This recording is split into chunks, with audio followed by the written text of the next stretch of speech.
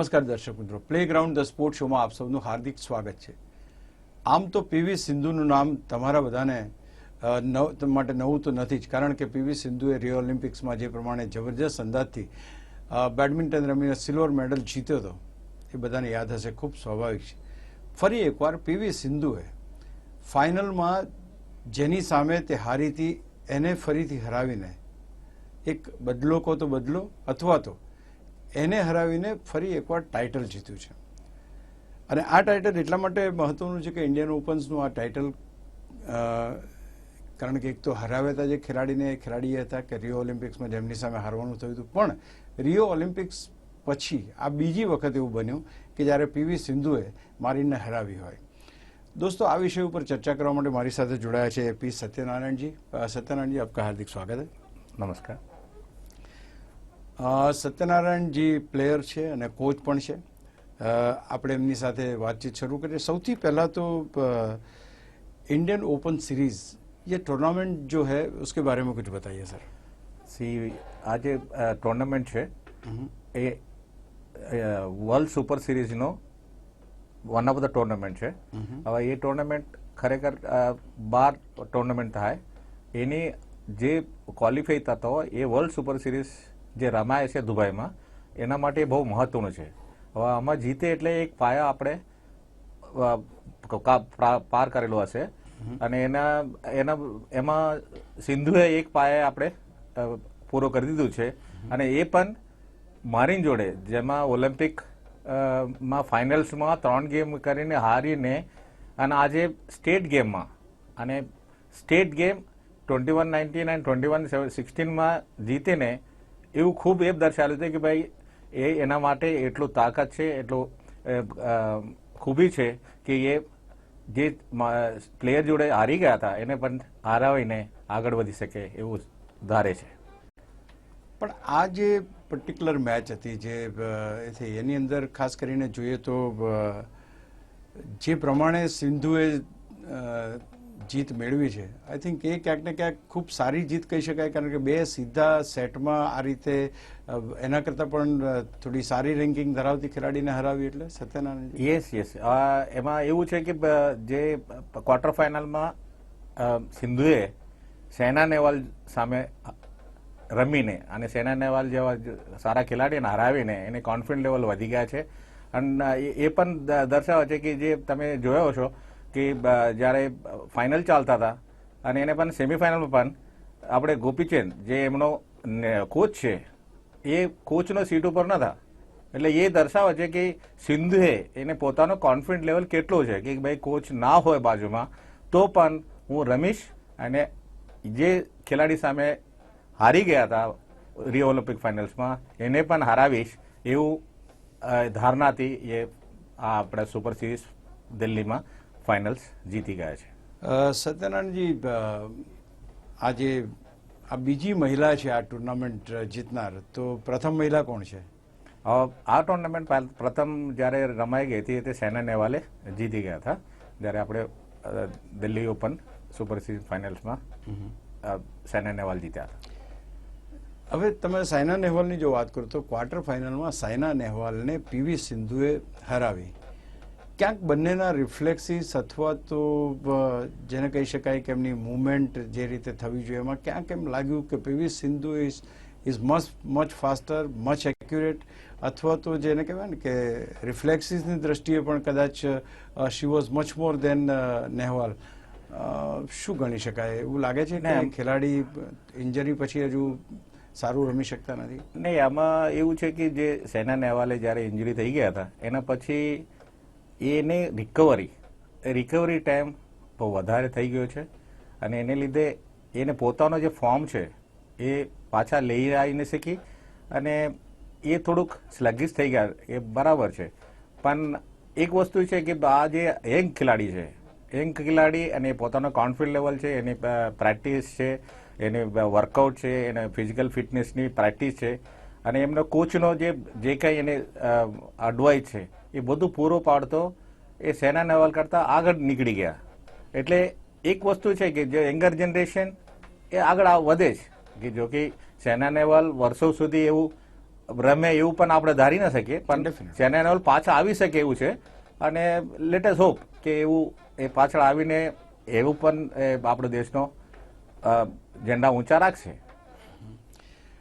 પણ જે રીતે અત્યારના તબક્કે સાયના નેહવાલની જે રમત છે એ ક્યાંક ને ક્યાંક જો ઇન્ટરનેશનલ લેવલે આપણે જોવા જઈએ અથવા તો જે ચેમ્પિયન્સ ખેલાડીઓ છે એ ચેમ્પિયન્સ ખેલાડીઓ કરતાં થોડીક ઓછી કહી શકાય એવી લાગે છે, એટલે એનો ક્રમાંક be it has gone to 10 and all, અને ક્યાંક ને ક્યાંક એની રમતમાં પાછા આવવાની શક્યતાઓ પણ થોડી ઓછી લાગી રહી એવું મને લાગે છે.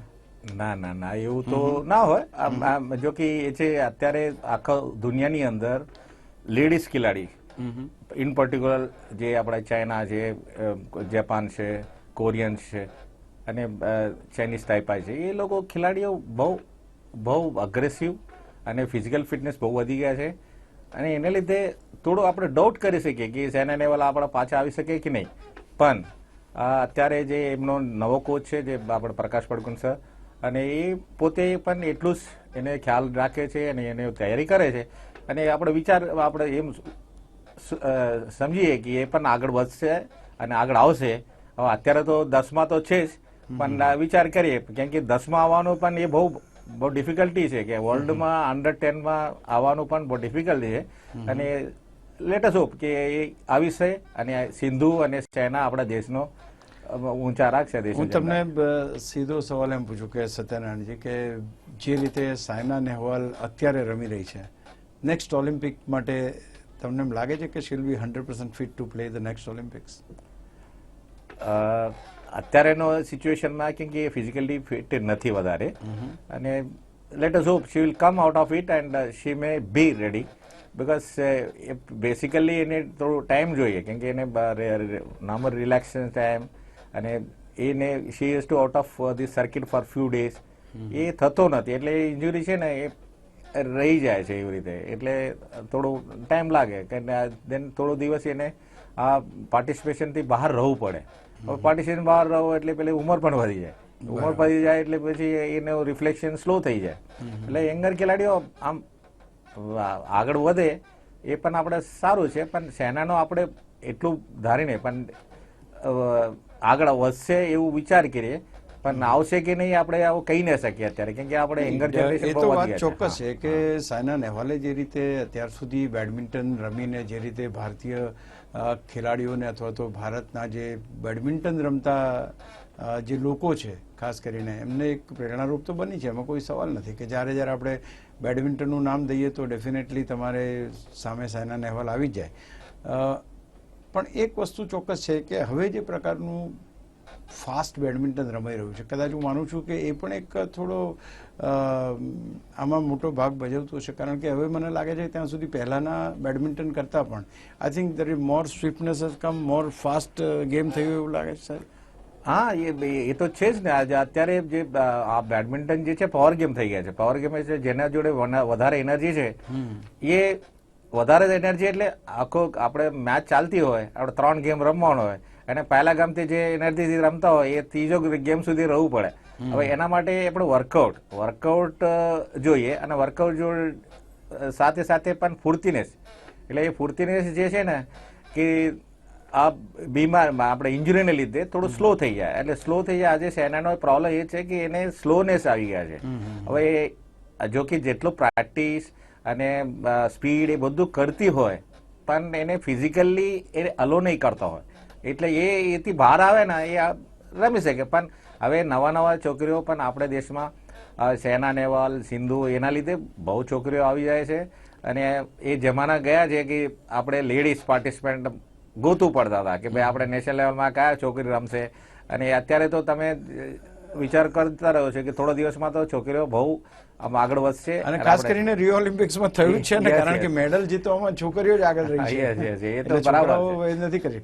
હવે ધારો કે આપણે સાયના નેહવાલની વાત કરીએ, એક પ્રાઇમ ટાઈમ હતો when she was on the top, અને અત્યારે જે રીતે ઇન્જરી છે, ઇન્જરી પછી ફરી પાછા આવવાના પ્રયત્નો કરે છે, એમાં ક્યાંક ને ક્યાંક she is not getting success. PV સિંધુનું ભવિષ્ય કેવું લાગે છે? કારણ કે the way she is picking up, Satyanarayan સાહેબ ખાસ કરીને એના વિશે જો પૂછું હું તમને તો એનું ભવિષ્ય કેવું લાગે છે કે the way she is playing she has got that energy, એ પાવર છે એની પાસે, એ જનૂન છે, મીન્સ કંઈક એગ્રેશન જે જોઈએ એગ્રેશન બી એનામાં જોવા મળે છે. યસ યસ, એ અત્યારે જે તમે આમ જે અત્યારે જો ટુર્નામેન્ટ આપણે જોયેલું હોય અને અત્યારે જેટલા મેચ ટુર્નામેન્ટ ચાલ્યા છે એમાં એક ટુર્નામેન્ટથી બીજા ટુર્નામેન્ટ ઇમ્પ્રુવમેન્ટ બહુ વધી ગયો છે અને એને કોન્ફિડન્સ લેવલ પણ વધી ગયા છે અને એને જે એનર્જી પણ એને વધારે મળી ગયા છે અને એ રમવાનું એ તો એવી રીતે રમે તો તમે આમ જોઈ શકો કે બહુ વધારે સુધી આ સર્કિટમાં વર્લ્ડ ટોપ રેન્કિંગમાં એ રહેશે જ. એ વર્લ્ડ ટોપિંગમાં 10 પ્લેયરની અંદર તો રહેશે જ રહેશે, કેમ કે એમનો જે સ્પીડ છે, જે એને ટેક્ટિક છે અને એને એનર્જી લેવલ છે એ બહુ ખૂબ સરાહનીય છે. કેમ કે એવું કરવા માટે જે કોચ છે એને બેસિકલી કોચ અને પોતાનો ઝીલ, એ આજે સિંધુ છે આખો 1 ડેમાં 8 કલાક પ્રેક્ટિસ કરતા હોય, એમાં 3 સેશનમાં, એક ફિઝિકલ ફિટનેસ છે અને કોર્ટ ક્રાફ્ટિંગ છે અને રમવાનું સ્ટ્રોક પ્રેક્ટિસ છે અને ગેમ્સ છે. આખો દિવસમાં 8 કલાક રમતી હોય. 8 કલાક રમે એટલે તમે વિચાર કરો એને કેટલા એનર્જી જોઈએ, કેમ કે આ એટલો એનર્જી પૂરો પાડતો માણસને તૈયાર થવું પડે. એટલે એ સિંધુએ એટલો એ પ્રમાણે પ્રેક્ટિસ કરે છે અને એ કરશે જ, કેમ કે એમનામાં ઝીલ છે અને એમને કોચ પણ એવા છે કે ગોપીચંદ સાહેબ, અને એ પ્લેયર્સને તૈયાર કરવા માટે જ એ છે એવું લાગે કે નિસ્વાર્થ માણસ છે. એટલે ખાસ કરીને તો એમની જે ઓલિમ્પિક્સની જે આખી ટીમ બની છે એમાં પણ he is one of the member. અને ખાસ બીજી વાત સત્યનારાયણ એ પૂછવાનું મન થાય છે, કોચની જવાબદારી કેટલી અથવા તો કોચ કેટલો મહત્વનો? કારણ કે તમે કોચ પણ છો, પ્લેયર પણ છો, એટલે કોઈ પણ ખેલાડીને તૈયાર કરવામાં કોચની ભૂમિકા, ધારો કે ગોપીચંદની આપણે વાત કરીએ કે બાકી કોઈની વાત કરીએ તો કેટલો મહત્વનો કોચ છે. અને આ બંને ખેલાડીઓના જે કોચ છે એમનો કેવો એપ્રોચ પાસ્ટમાં રહેલો છે? અને ખરેખર જોવા જઈએ તો કોચ અને પ્લેયર એ બંનેનો છે ને કે એક કોમ્બિનેશન ઓફ રેલવે ટ્રેક. હવે રેલવે ટ્રેકની તમે બે ટ્રેક જોતા હોય અને એક ટ્રેક અને બીજા ટ્રેક બંને પેરેલલ ચાલતી હોય ત્યારે ટ્રેન ચાલે ઉપર, એટલે એક ટ્રેક પણ કંઈ તૂટી ગયો એટલે બીજો ના કરી શકાય એવું છે. તો એના રીઝન છે કે પ્લેયરનો ઝીલ જોઈએ અને એ જે કયા એની એરર છે, કયા મિસ્ટેક છે, કયા વીકનેસ છે, કયા સ્ટ્રોંગનેસ છે, એ બધા કોચને બહુ સ્ટડી કરવું પડે છે અને કોચ એ પ્રમાણે પ્લેયરને તૈયાર કરે કે ભાઈ આ તમારો વીકનેસ છે, આ સ્ટ્રોંગનેસ છે. સો અને સામેવાળા પ્લેયરનો કયા વીકનેસ છે અને કયા સ્ટ્રોંગનેસ છે. તો કરસ્પોન્ડિંગલી એ પોતાનો પ્લેયરને સમજાવે છે કે ભાઈ આપણે આ પ્લે સ્ટ્રોક અહીં રમવાનું, આ સ્ટ્રોક અહીં રમવાનું. એવી રીતે એ બંનેને ટ્યુનિંગ તો જરૂરી છે જ, કેમ કે આ ગુરુ શિષ્યનો સંબંધ છે એટલે એકબીજાનો એ સંબંધ તો રહેવું જ પડે. એ ત્યારે જ આપણા પ્લેયર્સ આગળ વધી શકે. આ બધા કોચિસ પાસ્ટમાં કેવા ખેલાડીઓ રહી ચૂક્યા છે? બંને કોચ જો આપણે કહીએ તો આના કોચ છે પીવી સિંધુના કોચ ગોપીચંદ અને બંને કોચમાં ખરેખર તો આ બંને કોચો એવા છે કે જેને વર્લ્ડ માં મોટો એક્સપિરિયન્સ છે અને એ લોકોનો સ્ટડી પણ છે. કેમ કે જ્યારે એ લોકો શરૂ કર્યા હતા કે આપણા દેશની બેડમિન્ટનની સમજણ કે પબ્લિકને સમજણ પડે એવી રીતે પ્રકાશ પડકોણ સર અને ગોપીચંદ સરને, કેમ કે દે આર ધ પર્સન કે એ લોકોએ આપણે આ બેડમિન્ટન શું છે આ દેશમાં એ બતાનાર આ બંને જ છે. એટલે એ લોકોનો નોલેજ બહુ છે અને એ લોકોની નોલેજ પ્રમાણે અને આપણો વીકનેસ એટલે આપણો પ્લેયરનો પણ વીકનેસ, આપણે સ્ટ્રોંગનેસ, એ બંને વસ્તુ એ લોકો બહુ જાણે છે અને એ પ્રમાણે જ બંને આમ સારી રીતે પ્લેયર્સને તૈયાર કરે છે. આપણા ભારતની અંદર ખરેખર જોવા જાય તો બહુ આમ મેન એન્ડ વુમન, નાખી વુમનમાં નહીં મેનમાં પણ આપણે પ્લેયર્સ સારા તૈયાર થઈ ગયા છે અને થશે જ, કેમ કે પ્લેયર્સમાં પણ ઝીલ આવી ગયા છે કે ભાઈ આપણે બેડમિન્ટન આપણે વર્લ્ડ લેવલમાં લઈ જવાનું, એવું એવા લોકોનો વિચાર છે જ. એક બીજી અગત્યની વાત સત્યનારાયણ છે કે આ જ્યાં મેચ રમાય છે હોમ ગ્રાઉન્ડનો એડવાન્ટેજ પીવી સિંધુને મળ્યો છે એમ કહી શકાય ખરું? ઇન્ડિયામાં રમાય અશોકભાઈ, એવું છે કે આ ખરેખર એ બે વસ્તુ છે. એક તો તમને કોન્ફિડન્ટ લેવલ વધી જાય, બીજી વસ્તુ છે કે ટેન્શન પણ ના વધી જાય, કેમ કે તમારો ક્રાઉડનો તમારો પોટેન્શિયલ બતાવવું પડે એક ક્રાઉડની એક્સપેક્ટેશન એટલું હોય કે ભાઈ બધી પોઈન્ટ સિંધુએ જીતવું છે. હવે એ વખતે એમને મનમાં એવું આવે કે ભાઈ હું તો કેવી રીતે પોઈન્ટ લઉં, એક પોઈન્ટ જાય તો પબ્લિક ચિલ્લાવતો, એક પોઈન્ટ આવે પબ્લિક ચિલ્લાવતો હોય, એટલે પ્રેશર પણ એટલું જ હોય અને એટલું પણ ઉત્સાહ પણ હોય કેમ કે એ લોકોનો કોન્ફિડન્સ વધારવા માટે પબ્લિકનો સપોર્ટ બહુ વધારે હોય. એનું જે પ્રેસ કોન્ફરન્સ કરી હતી એમાં પણ એણે ખૂબ સારી વાત કરી છે. આવો એને પણ સાંભળીએ આપણે. Of course, I would like to thank the crowd, the spectators, because they were really very supportive, and yeah, I think home ground, so it's been really nice because the whole stadium was full cheering for both of us, so it was really very nice. For the Olympic Games, I think we've played our best matches at the Olympic Games, and I think later on also, she was having some injuries, or I was having some injury at the All England Championships time. But yeah, I think it's all part of life. Ups and downs are always there. Injuries are part of life, but you'll have to come back and train hard and prove yourself. That's what is very important. Always you can't just give your 100%. Because some of the other time, you might lose, you might win. So it is part of life. તો સત્યનારાયણજી એમણે એ જ વાત કરી કે I was playing with my own people and on ground, અને એનો પણ એક એડવાન્ટેજ તો મળ્યો છે સત્યનારાયણજી. ના એ તો છે જ. હું તમને એ જ કીધું ને કે એડવાન્ટેજ તો હોય જ, કેમ કે એને જયારે એક પોઈન્ટ મળતો હોય એમને એવું બૂસ્ટ મળી જાય કે ભાઈ તમારા બીજો પોઈન્ટ લેવાની પ્રયત્ન કરવું પડે, અને એના માટે જે એનર્જી જ આવી જાય ક્રાઉડની. પણ ક્યારેક એવું પણ હોય કે ભાઈ ક્રાઉડની એક્સપેક્ટેશન પ્રમાણે તમારા સ્ટ્રોક્સ ના આવતો હોય તો એ બહુ ટેન્શન આવી જાય, કેમ કે એ બહુ ડિફિકલ્ટી વસ્તુ છે. પણ જો કે શી હેઝ એન્કેશ દેટ ક્રાઉડ, કેમ કે એમ કહી શકે કે ભાઈ ક્રાઉડની જે એક્સપેક્ટેશન હતો એને ફૂલફિલ કરવા માટે એને પ્રયત્ન કર્યા અને સક્સેસ થયા, એટલે એ સારું થઈ ગયું આમ. એટલે ક્રાઉડની ડેફિનેટલી સપોર્ટ તો હોય જ. આમ તો સપોર્ટ વગર લોકલ ક્રાઉડની સપોર્ટને બહુ ફાયદા હોય છે. ચોક્કસ વાત છે. અને ખાસ કરીને મારીન સાથે જે એની રમત રહી છે, જે 9માંથી 4 વખત એની જીત થઈ છે, ખાસ કરીને રિયો ઓલિમ્પિક્સમાં એક હાર પછી 2 વાર આ ખેલાડીને હરાવવામાં સફળતા મળી છે. ક્યાંક એવું બને ખરું કે એના વીક પોઈન્ટ્સ અથવા તેના પ્લસ પોઈન્ટ્સની જે સ્ટડી કરવાનો એમાં ક્યાંક ભૂલ થઈ હોય અને ત્યાર પછી એની સ્ટડી કર્યા પછી વધારે સારી રીતે ગેમને કરી શકાય?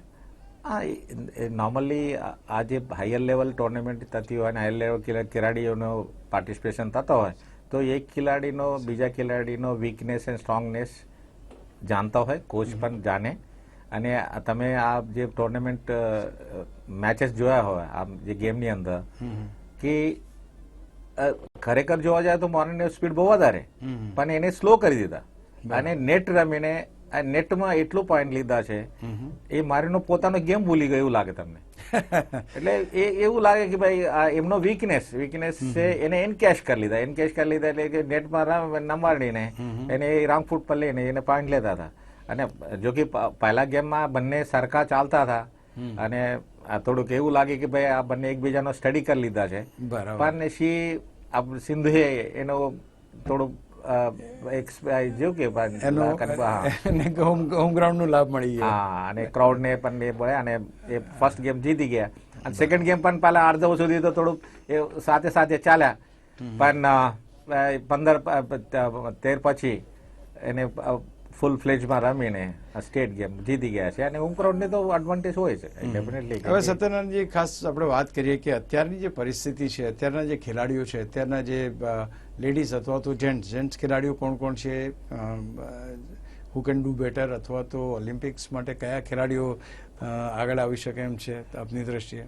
અત્યારે જે ખેલાડીઓ છે ટોપ લેવલમાં આપણે ભારતના, કે જો સમીર વર્મા, સૌરભ વર્મા, અજય જયરામ, HS પ્રણોય,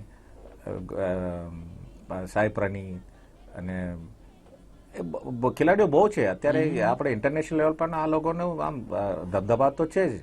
જો કે આપણે થોડોક જગા જીતીએ છીએ, થોડો જગા હારીએ છીએ, પણ જો કે વર્લ્ડ લેવલ પણ આવી રીતે પ્રેક્ટિસ થતો હોય, કેમ કે એ લોકો આપણે કોમ્પિટિટિવ થઈ ગયા છે. જો કે પહેલા જેવું નથી કે આપણે ખેલાડીઓ છે જ નહીં એવું તો નથી, આપણે કોમ્પિટિટિવ થઈ ગયા છે અને સારી રીતે આપણે આગળ વધશે. અને આ લોકોનો આપણે ઇન્ટરનેશનલ લેવલ પર આપણે પ્લેયર્સ મેન અને વુમન બંને આવી એક થોડો બાયસ સવાલ પૂછીશ કે ભાઈ લેડીઝ પ્લેયર અને જેન્ટ્સ પ્લેયર કોનો દબદબો વધારે રહે એવું લાગે છે? કારણ કે અત્યારના જે દબદબો દેખાઈ રહ્યો છે તો કદાચ લેડીઝ પ્લેયર્સનો છે. તમને એમ લાગે છે કે ભવિષ્યમાં જેન્ટ્સ પ્લેયર પણ આ ફ્રેમમાં આવી શકશે? હા, કેમ નહીં. ખરેખર આપણે જે વીકનેસ છે, આપણે જે પ્રોબ્લેમ છે એ એવું છે કે ફિઝિકલ ફિટનેસનો. આપણી જે સ્પીડ છે ને એ ઇન્ટરનેશનલ લેવલ પ્લેયરની સ્પીડની મેચ થતા નથી. એના માટે આપણે ફિઝિકલ ફિટનેસ થોડું પાછળ પડીએ છીએ. અને એ જેવા ફિઝિકલ ફિટનેસ ઇમ્પ્રૂવ થશે એ લોકોને જે લેવલમાં આવી જશે તો આપણે પણ ઇન્ટરનેશનલ લેવલમાં સરખામણ આવી જશે બધા જોડે. અને વુમન પ્લેયર શું થઈ ગયા એ આપણે કવર કરી લીધા છે અને વુમન પ્લેયર્સનો આમ સ્ટ્રોંગનેસ વધી ગયા અને એ લોકો with competitive with international player એટલે આપણે ઇન્ટરનેશનલ રેન્કિંગમાં પહોંચી ગયા છે. છેલ્લો સવાલ, ગુજરાતના કયા એવા ખેલાડીઓ, અનુષ્કાએ તો હમણાં કંઈક મેડલ જીત્યો છે, પણ બીજા એવા કયા ખેલાડીઓ છે કે જે ગુજરાતનું નામ રોશન કરી શકે એમ છે? હવે અત્યારે એક છોકરામાં આર્યમન ટંડન છે, આડ્રિયન જોર્જ છે અને આમિર સુમરા છે અને હેમંદર રાજપૂત છે. યંગ છોકરાઓ છે જે આગળ વધશે એવું લાગશે, કેમ કે આપણને આગળ વધવા માટે એને એ લોકોનો બહુ વધારે ફિઝિકલ ફિટનેસ અને પ્રેક્ટિસની બહુ જરૂરી છે. Right sir. Okay, thank you very much સત્યનારાયણજી, તમે અહીંયા આવ્યા અને અમને માહિતી આપી. Thank you very much. Thank you. તો દોસ્તો, આ હતી વાત પીવી સિંધુની. કારણ કે પીવી સિંધુએ જે રીતે મારીને હરાવીને આ ટુર્નામેન્ટ જીતી છે એટલે ક્યાંક એમ કહી શકાય કે રિયો ઓલિમ્પિકનો બદલો એણે વાળી લીધો. પણ આ બીજી વાર જીતી રિયો ઓલિમ્પિક્સ પછી, એ પણ આપણે ધ્યાન રાખવું રહ્યું. પણ એક વસ્તુ ચોક્કસ છે કે પીવી સિંધુ હવે ભારતની આશા તરીકે આગળ વધી રહી છે. સાયના નેહવાલ ફિટનેસનો પ્રોબ્લેમ્સ, કદાચ ઉંમરનો પણ પ્રોબ્લેમ અને કદાચ એ બધાથી ઉભરીને એક સારા ખેલાડી તરીકે એટલી સ્પીડ અને એટલી એજાઇલનેસ મેળવવી કંઈક મુશ્કેલ લાગે છે. ફરી મળીએ, ત્યાં સુધી અશોક મિશ્ર રજા આપશો. નમસ્કાર.